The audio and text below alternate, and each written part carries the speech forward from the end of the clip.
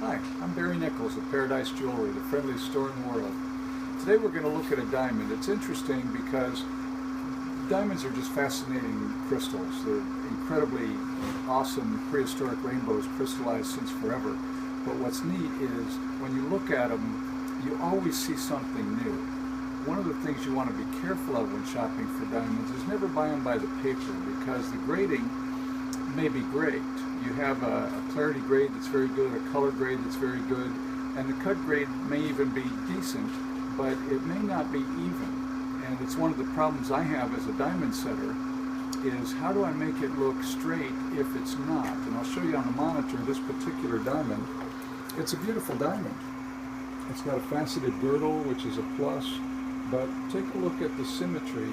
The girdle is the circumference, the part that goes all the way around. See how thick it is on the right? That's pretty thick right there. And then as we rotate it, notice it goes up and down like a roller coaster.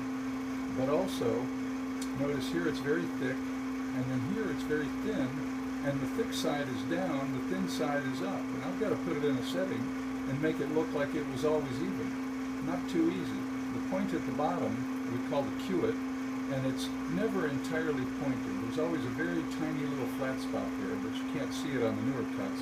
On the older cuts it's obvious. But if you're able to see, the cue-it is not straight up and down here. It's not in the middle.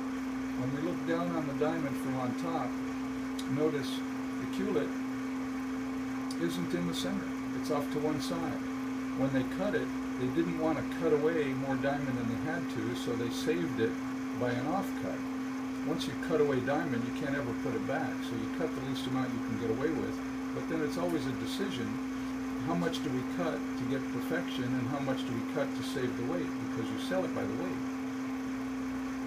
Beautiful diamond, very nice, and it's just going to be a challenge to set and make it look as if it was always straight.